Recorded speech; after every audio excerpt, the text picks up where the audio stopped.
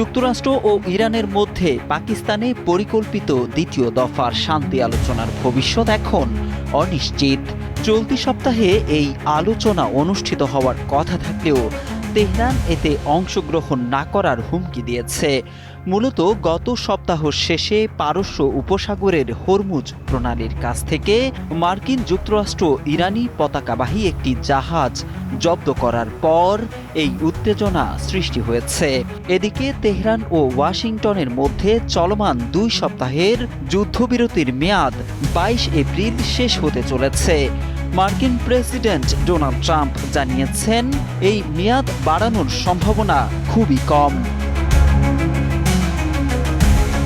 Iran অভিযোগ করেছে যে অবরোধ আরোপ এবং যুদ্ধবিরতির লঙ্ঘনের মাধ্যমে ট্রাম্প আলোচনার টেবিলকে আত্মসমর্পণের টেবিলে পরিণত করতে চাইছেন অথবা নতুন করে যুদ্ধ বাঁধানোর অজুহাত খুঁজছেন।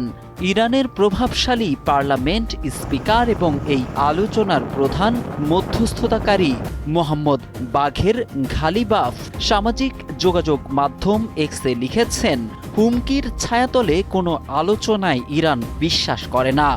গত 2 সপ্তাহে দেশটি যুদ্ধক্ষেত্রে নতুন কার্ড বা কৌশল দেখানোর প্রস্তুতি নিয়েছে বলেও জানিয়েছেন তিনি।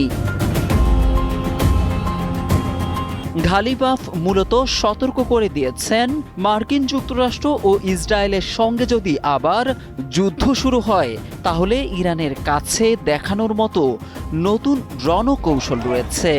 তিনি জোর দিয়ে বলেন যে কোনো চাপের মুখে তার দেশ মাথা নত করবে না। যদিও যুদ্ধ শেষ করতে আলোচনার ইচ্ছা ইরান ও যুক্তরাষ্ট্র দুপক্ষই দেখায়, তবুও হরমুজ প্রণালীকে কেন্দ্র করে তাদের মধ্যকার উত্তেজনা বেড়েই চলেছে। এই গুরুত্বপূর্ণ জলপথটি বর্তমানে শান্তি আলোচনার অন্যতম প্রধান বাধা ও কেন্দ্রবিন্দুতে পরিণত হয়েছে। ট্রাম্প প্রশাসন জানিয়েছে মার্কিন প্রতিনিধি দল এই সপ্তাহে পাকিস্তানে শান্তি আলোচনায় যোগ দেবে। প্রেসিডেন্ট ট্রাম্প প্রাথমিকভাবে জানিয়েছিলেন যে ইসলামাবাদে এই আলোচনা মঙ্গলবার শুরু হতে পারে, তবে বর্তমান পরিস্থিতিতে সেই তারিখ পিছিয়ে যাবে সম্ভবত। ওয়াশিংটন এবারও তাদের উচ্চ পর্যায়ের প্রতিনিধি দল পাঠাচ্ছে, যার নেতৃত্বে থাকছেন ভাইস প্রেসিডেন্ট জেডি ভ্যান্স।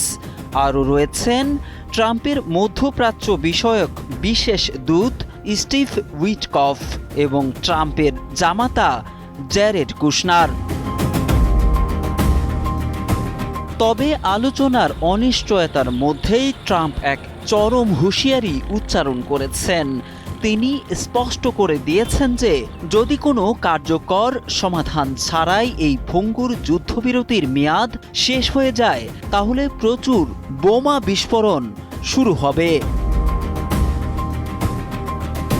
সংবাদ মাধ্যম ওয়াশিংটন পোস্টকে নাম প্রকাশে অনিচ্ছুক এক ইরানি কর্মকর্তা জানান, ট্রাম্পের আক্রমণাত্মক বক্তব্য এবং যুক্তরাষ্ট্রের চলমান নৌ অবরোধই বর্তমানে আলোচনার ক্ষেত্রে সবচেয়ে বড় বাধা।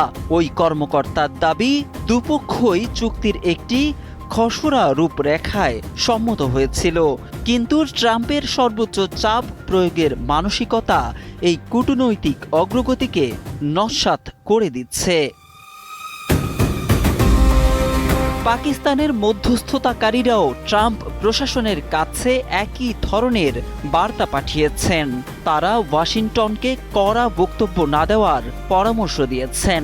পাকিস্তানি এক কর্মকর্তা জানিয়েছেন, তারা মার্কিন প্রেসিডেন্টকে এমন একটি পরিবেশ তৈরির অনুরোধ করেছেন যেন ইরান ও যুক্তরাষ্ট্রের জন্যই একটি উইন উইন বা সম্মানজনক সমাধান হিসেবে তুলে ধরা সম্ভব হয়।